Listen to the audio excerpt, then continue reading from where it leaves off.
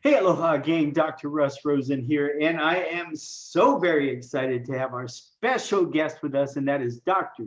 Jodi Dinnerman. Welcome aboard. Thank you, Dr. Russ.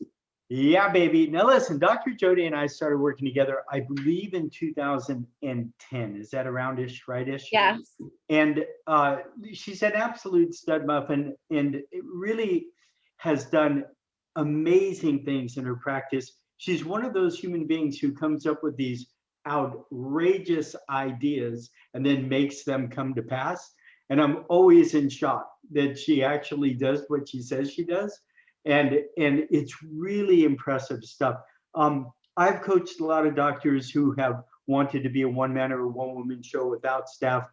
Dr. Jodi has taken it to the nth degree, has made an entire program out of how to help docs who want to run a staffless practice. So I begged her, Jodi, please let me pick your brain and help the docs that we work with. So Dr. Jodi, tell us a little bit about your SOUP program and let me start asking you questions to help these doctors. Yes. And I said anything for you, Dr. Russ, because here's the deal. Dr. Russ Rosen is hands down one of my top 5 favorite people on the planet. So SOUP School was really birthed from the need to have systems. And I needed to hear from people like you how to do all of this without staff, because that's just what was working best for my practice. And you made points about me doing what I say I'm actually going to do, but I'm a survivor. So if I'm in the middle of crisis, I'm going to come up with a solution really fast to get out of crisis. And I got to the point over and over and over again with staff where I was in crisis. It wasn't working for me to have people working in my office when I was there, and I had to come up with solutions. So that was where this whole thing with staffless practice and SOUP School stemmed from. Beautiful. So look, one of the things I hear from docs that are considering going in that direction without staff is, how do I do it and not get overwhelmed? So how do you do it and not get overwhelmed? Because I know you're busy, you have a busy practice, you see a lot of folks. How do you do it? I think that the first piece to that is to be okay with being overwhelmed sometimes, because the truth is that even if we have the best staff team on the planet, we're still going to meet overwhelm, right? Because we're busy people running busy practices. And right now, at this point in the world, we have a lot of responsibility to get stuff done. It's overwhelming, right? Everywhere we look, we're overwhelmed. But the thing is, when we're in practice, we can implement systems so that when we're in overwhelm, there's a solution for it. It's okay to have a problem that comes up over and over again, as long as the solution for it works. But if the solution for it doesn't work, then you have to relook at why the problem keeps happening. So for me, the solutions to get out of overwhelm while I'm with my practice members are very sensational, meaning I'll have water to change. I need to change the channel when I hit overwhelm. I need to hydrate. I need to wash my hands. I need to change the music. I need to change whatever is stimulating my senses in that moment so that I can switch gears, take a deep breath, and know that whatever fire is burning, it's not burning higher than the fire that my practice member needs from me in that moment. And if I'm in a place of overwhelm, that I can't be in 2 places at once, right? That means that I'm not 100% focused on serving that person the best adjustment in that moment. Does that make sense? Absolutely. And let me just double click on that. My experience is this: when I'm in the zone, when I'm present time conscious with this person, magic happens. Someone comes early, someone shows up late. It just works. I know where to go, I know what to say, and there's magic. When I allow myself to get overwhelmed, I get out of the zone. When I'm out of the zone, it's a downward spiral. Everything falls apart. You and I have talked about this in the past. There is nothing more important than my mental state. Nothing. When I'm with my patients, I am with my patients 100% focused on them, and that's where the magic happens. And the same is true, we can say to our practice members, oh, Sally, you have back pain. Well, let me fix that for you. That's not what I do. My responsibility is A, to give her the best adjustment on the planet so that her nerve system can better flow, right? But B, to have her take responsibility and say, your back is giving you signals right now. Backtrack into those signals. What have you done in the past couple of days, in the past week, in the past month for those signals to make sense? This very same is true with overwhelm. If I'm reacting, I have signals for overwhelm. It's like a subluxation pattern that my body expresses certain signals. I react too quickly. I jump on people. I overeat. I have more of a tendency to take naps. I may even get a headache. These are my signals of overwhelm. More than anything, I react. I don't stop and take a deep breath. So then I can catch myself. I can pause for a moment and catch myself and say, okay, how is this making sense? What am I doing physically, emotionally, spiritually? What's missing? When was the last time I worked out? When was the last time I got adjusted? Did I eat sugar in the past 24 hours? Like, these are the things that I can say, if I do X, Y, and Z, I will stay out of overwhelm. As soon as I find overwhelm, I can very easily find the pattern to come back to its source, delete it, correct the subluxation, right? And then live a trajectory of coming from a place of calm and both feet on the ground, which is a much better version of Jodi. Yeah, beautiful. So it's all about you being at your best. It's about you being in the zone. What I talk to people about is I don't care that a problem comes up. I just don't want to keep having the same problem. So whenever there is a problem, I like to just hit the backspace button, ask myself, what could I have done to have circumvented that and kept that from ever happening? Then install that as a new system, which you happen to be brilliant at. Is when you find those, you then go back, you make a new system. So I really don't find myself doing the same things. You recognize that there are certain triggers. You recognize that you'd like to hear it as a whisper instead of a scream.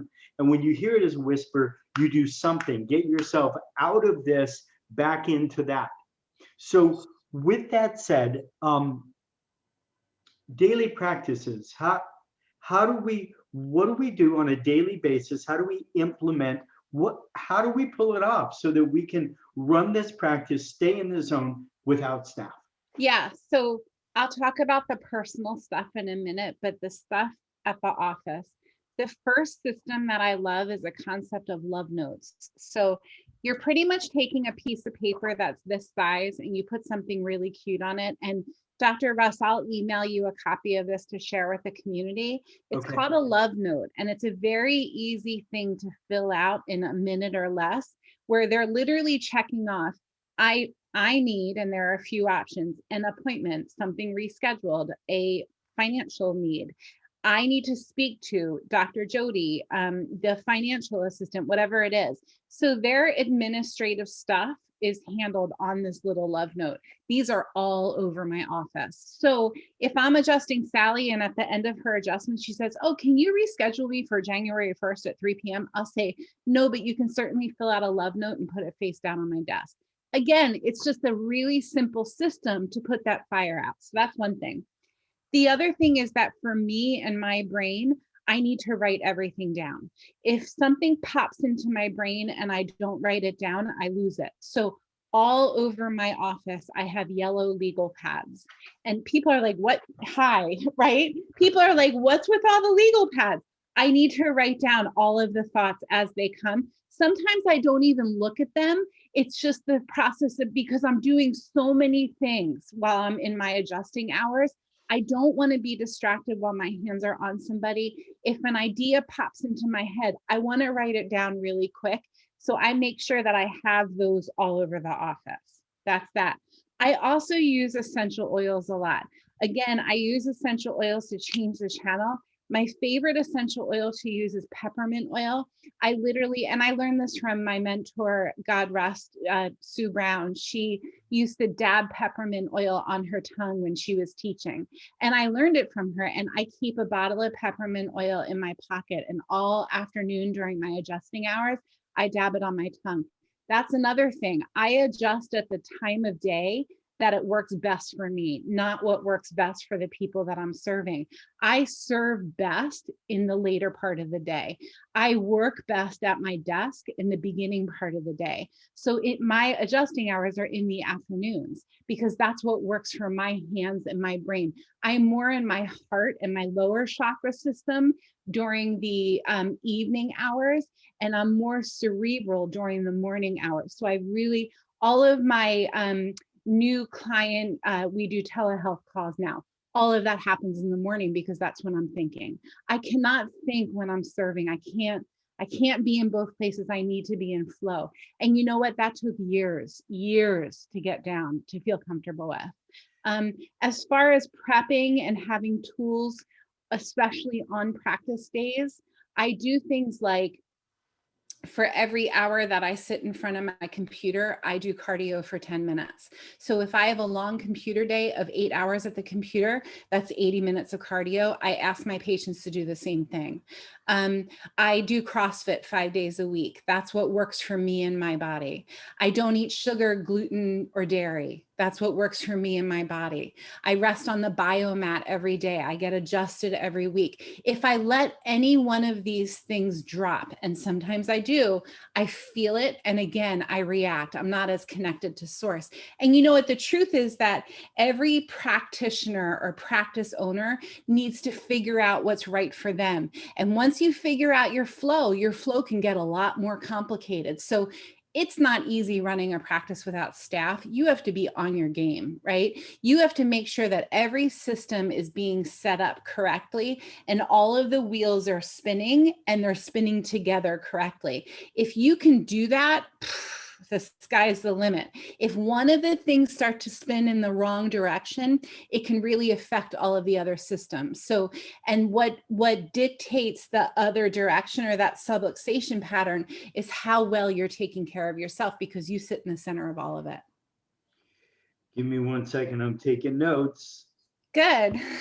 Okay, so I want to just I want to jump in on one piece here. So a lot of what you were just talking about is, how do I be the best me I can be so that I can be present and do the best job I can?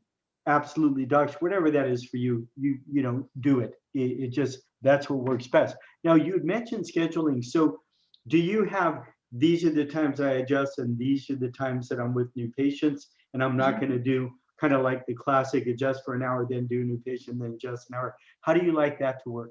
Yeah, that's a great question. So interestingly enough, at the time that we're recording this, last night I sent a poll out to my practice saying, are you guys ready for community adjusting again? And 50% of my practice members said yes. So these days, which is much different than the previous 20 years, I see one person at a time. I used to have open adjusting. So right now, what works for my practice while we're recording this is scheduling one person every 5 minutes. And Russ and I have trained a lot on this, like how it could take, if someone's 1 minute late, but that happens 5 times in a row, you're already running 10 minutes behind.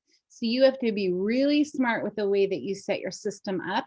Schedule in breaks so that if someone does show up 5 minutes late, you've got it, you'll catch up at the break. So maybe schedule in 5-minute appointments and then 1 10-minute break, and 5-minute appointments and 1 10-minute break. And then that 10-minute break can also serve if somebody needs a same day appointment scheduled. It's very important that when you can, you pre-schedule your practice members. Some people can't do that. I could never do that right now because of how busy my life is. I don't know where I'm going to be when, right? So it wouldn't work for me to schedule out 6 months of chiropractic care for my lifestyle. But a lot of people can do that and want to do that. If they can't, make sure your software program allows them to schedule online. But I always suggest having it so that they can't schedule less than 24 hours before when they want to come in. It has to be more than that so that you have a feeling of when people are coming and what the schedule looks like for the day. I'm also going to say that have a texting program that you're using so that if someone, let's say Johnny isn't soccer practice and falls and hits his head and Mrs. Jones wants to bring Johnny in an hour later and knows you're at the office and she wants to get to you while that subluxation pattern is new, right? I get it. I've been a chiropractic mom for years. So they can text me, I'm wearing my Apple Watch during adjusting hours, so I feel my watch vibrate. I'm only distracted by it if I want to be. I'll look at it really quick. If it looks like a fire that needs to be put out, I'll address it. This is also a really good place to have a virtual assistant. You can hire a 17, 18-year-old to just watch your texting application during your adjusting hours so that you're not distracted by it. They'll also have to have access to your schedule. So there are a lot of tricks for the trade, lots of things that you can do to make this your own. Yeah, good. Let's double click on a couple of pieces here. Build in chaos. You and I have talked in the past. I work these days. I always have a catch-up day. So I have catch-up always within my schedule because chaos happens. And then I always have chaos at the end of the week time. And then at the end of the month, I have chaos time because I don't want to run behind. That's when I get in trouble, right? Personally, I'm a big fan of, when people schedule their visit 1 and visit 2, we schedule visit 1 and visit 2. I really am a big fan of they pay for it right then. They miss their appointment, they know they're paying for it, just like at a 5-star restaurant. I like having a very clear cancellation policy, whatever it is for you. I have a lot of docs who, you miss your appointment, you don't give me 24 hours notice, you pay. I'm waitlisted. I have people who want to see me, like whatever works, whatever works for you as far as that goes. You did say something and I wanted to double click on that. So I can go ahead and I can schedule online, which by all means, nowadays, scheduling online, I think we want to be able to do that. But I can't reschedule today. I can't go in. Can I cancel today and move it to a different time? Or it's only. Most of those people will text me, hey, Jodi, I can't make it today. And I'll give them one free pass. I'll say, I have a 24-hour cancel policy. I get that life happens. This time I'll overlook it. Next time there's an admin fee. To be totally honest with you, I've never charged somebody that admin fee. It's a respect thing. The whole first visit, with the importance of certainty that Russ so brilliantly teaches us, it's all about establishing trust with people and them seeing you as a human being and you seeing them as a human being. And as long as they respect you and who you are and your efforts, they're not going to crap all over your process. And if they do, there's a dude down the street that could serve them better, right? Like at this point, like I'm too old. I've been around the block too many times, but you can save yourself a whole lot of heartache if you're new in practice by just having really clean boundaries about, listen, my time is precious. It's worth about $800 an hour. If you're going to blow off a 5-minute appointment with me, it might not be a big deal to you, but it's a big deal to the 4 people I said no to for your spot. So don't do it again. And the easiest thing to do that without emotion is to have a template for it. Like, have it already written up, because if you're pissed off and you respond to that, it's going to be a lot different than when you're calm, cool, and collected and you write out this beautiful, lovely template that's maybe a sentence long. Just send them the template and say, it's going to say something like, I love serving you. My friend Pam Jarboe says, say something nice, say what you want to say, and then sandwich it with something nice. So I love serving with you. Don't miss my appointment again. And I hope you're doing awesome. Something like that, like keep it short and sweet. Right. And again, depending upon your personality, depending upon your certainty, we have a whole bunch of docs that I coach right now are waitlisted at least a month, 2, 3 in advance. And when you're at that place, it's really easy to say, look, I'm waitlisted. I have this list of people every day who want to get in. Here's our cancellation policy. And I need you to initially, because I'm not kidding around. You know how some people will like say, but then they don't do it? I do it. So please don't test me on this. If you miss an appointment, here's what happens. You pay and you pay in full. Yeah. If you show up late, we have 5 minutes. If you show up at 2 after, we have 3 minutes. I'm not making the rest of the day late. Are there things that come up? Yes, I understand it, which is why you want to get here early. Now, some docs wouldn't want to do that. Some docs would want to do it. I don't care. I just want you to do what you want to do. But trust me, I hear this all the time. Docs will say to me, boy, it's amazing how once you remind them that they're going to pay for it, they call back a minute later and say, oh, I figured a way to make it in. Yeah. right? So it's all about your level of certainty coming from a place, of being, oh God, what's the word I'm looking for? Entitled. It's not about that. I was also going to say, like, if you're not there, if you're new in practice or just starting practice again, and you're like, but I'm not waitlisted, I'm not worth that. If whatever your tape is about that, here's what you want to do. Create a wait list for yourself and create a wait list of 100 names and put all of the names on it. Just make names up. Take the wait list and tape it to your desk wall so that you see your wait list every day. And then when you tell people, I have a wait list, you're not lying to them. You look at your wait list every day. Eventually it'll be filled with people who are really calling your office. But right now it's your list that you've Yeah. created for your wall. Mine was full of Disney characters.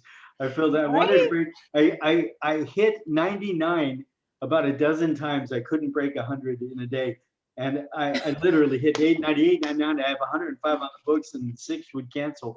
And so I literally got a book and I filled out like 120. But yeah, that's it. So you're obviously are certainly your head has to be in the right place. You have to make policies that work for you. You also commented on having possible virtual assistant. One of the big deals is this rescheduling routine.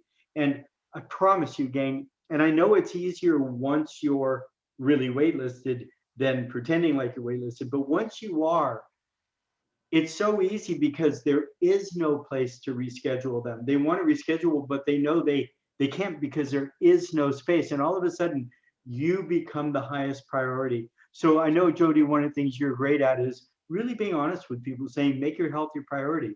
If it's really not a super priority, I can't care about your health more than you do. So here's how this works, right? Yeah, so there's a fish place I'm in New Jersey. So do the math. There's no ocean within an hour from me where fresh fish is coming from. So people go to New York City to get the freshest fish from Port Authority.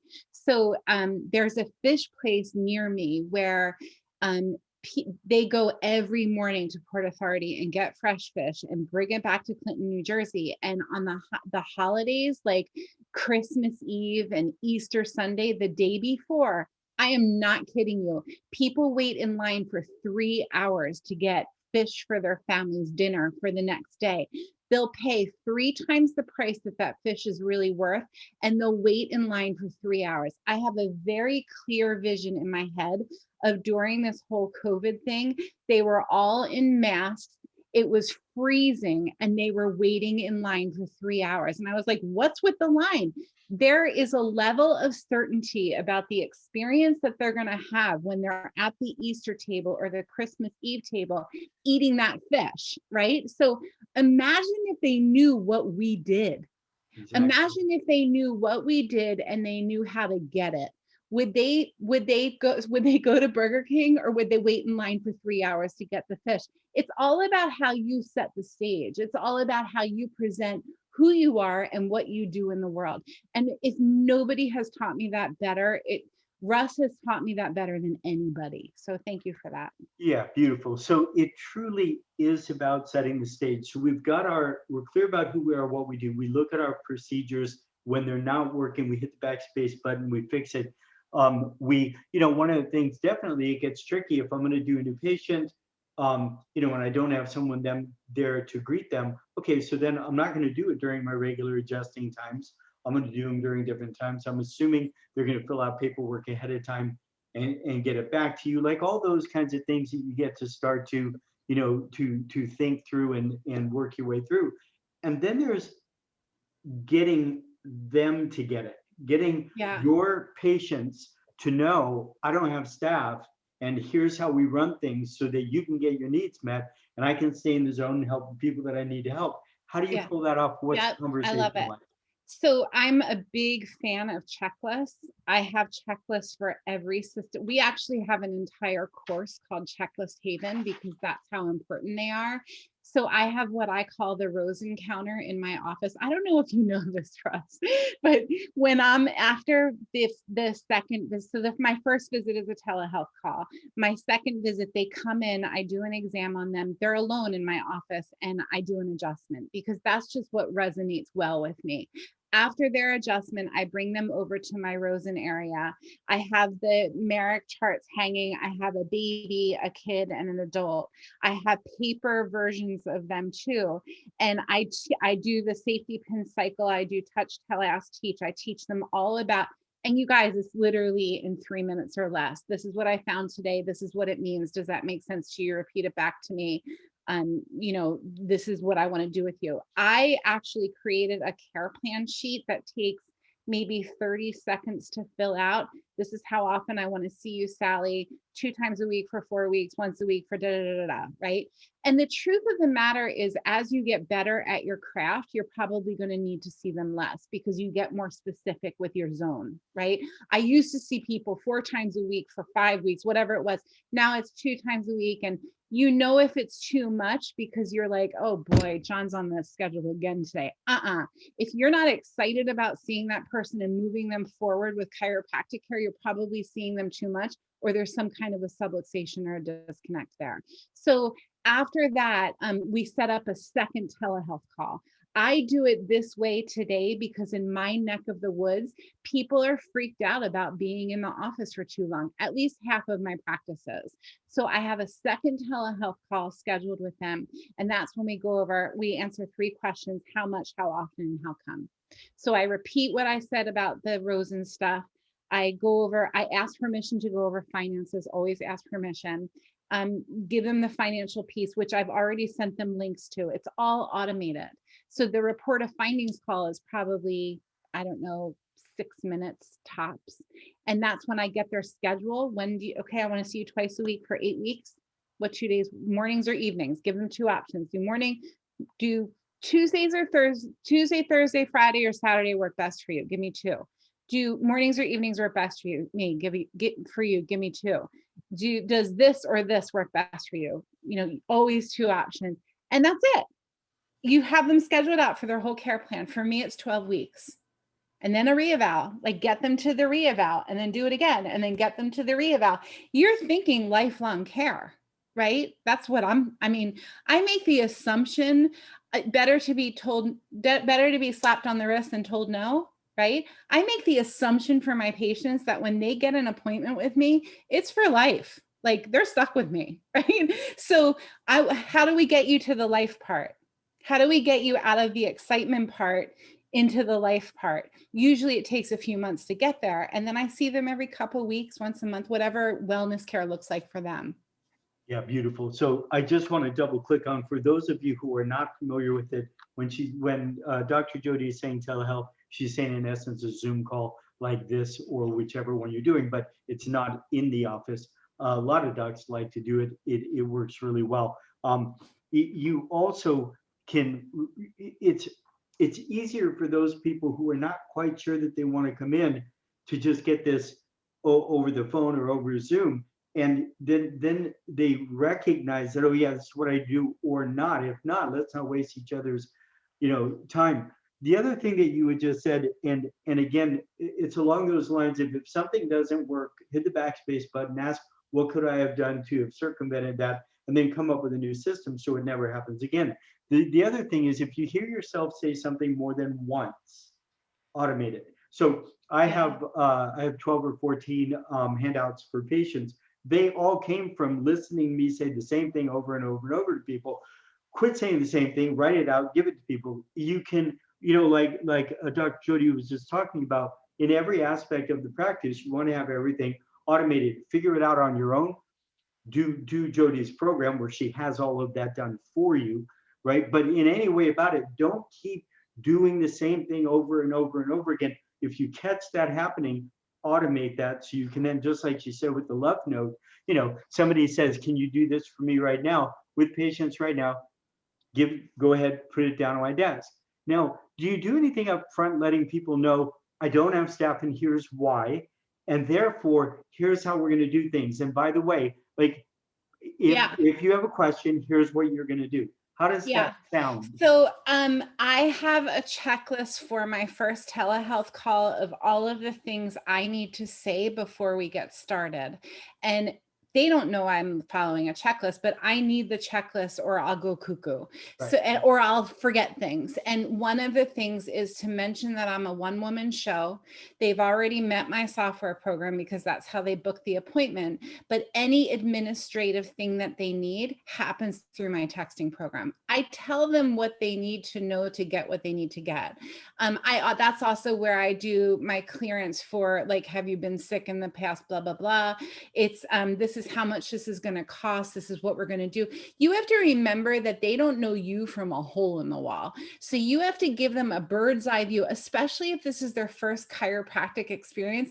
Even more importantly, if they've had a bad chiropractic experience, give them the bird's eye view of what's coming up. Here's what's coming up, kind of like a table of contents. We're going to do this today, and then we're going to meet here, and then we're going to do this, and this is what it's going to cost. It takes less than 30 seconds to give them that so that they're with you. Stop every 5 minutes and say, are you with me? Do you have any questions? And then the most important thing that I always tell my students is know when to stop talking. Like, know when this is the time that this patient needs to hear me, see me, listen to them. They need to tell me their story. Even if their story has nothing to do with what I'm going to do, they still need to tell it to me to establish trust. Really, really important. One of my patients last night said to me, he's the guy who comes in and he's like, let me tell you where it hurts today so that you know where to adjust me. And I'm like, okay, first of all, buddy, right? So I'm not even kidding you. So what I said to him was, here's the deal. I'm an artist. I've been doing this for 21 years. What you tell me is not going to change what I'm about to do for you. But if you need me to listen to you, I'm happy to do so. What you got? And he was like, Yeah, beautiful. Absolutely. So I want to double click on a couple of things. Gang, it's giving people the context for the content. So when Doc Jodi was just talking about like the table of contents, you're just letting people know up front what to expect, which takes out all the anxiety, right? That's the thing that I don't want to have. And if I don't have a CA there, if I don't have staff there walking them through and talking with them, I've got to build into different things that are going to work, right? And that's how you do it. Jodi, I know you and I both got to jump on a call in just a minute here. Um, Anything else before we close up? I'm just grateful for playing in your playground. And the biggest thing, a lot of my students ask me where to start. And my answer is always start where your feet are. So just put your feet on the floor, take a deep breath, and start with what's right in front of you, because that's really all you can see. If you're overwhelmed, break it down into really simple bite-sized pieces, and know, especially in practice, it has a way of working itself out. If you hold on for dear life, you're not going to be able to see it clearly. Let the process go a little bit, take a deep breath, and trust it. It's called practice for a reason. That's right. And look, gang, if you just keep getting a 10,000-foot view and recognize whenever I see challenges, go and fix it so it won't happen again. Automate as much as I possibly can. You can run a one-woman, one-man show. You truly can. And it can be absolutely beautiful. If you want to have staff, obviously have staff. But this is someone who has made, a specialty out of teaching doctors how to do this. Her soup program is brilliant. I'm honored to be in that program. Some of my materials are in there. If you are at all interested in learning more about how to do that, how do they contact you? How do they find go to it's swpschool.com, SEWP school.com/Rosen. And that's just going to give you the best deal around. Our website is stafflesspractice.com. That'll tell you all about Soup School. Beautiful. All right, Dr. Jodi, thank you so much. Gang, You're as my always, favorite. much love and aloha. Bye, gang.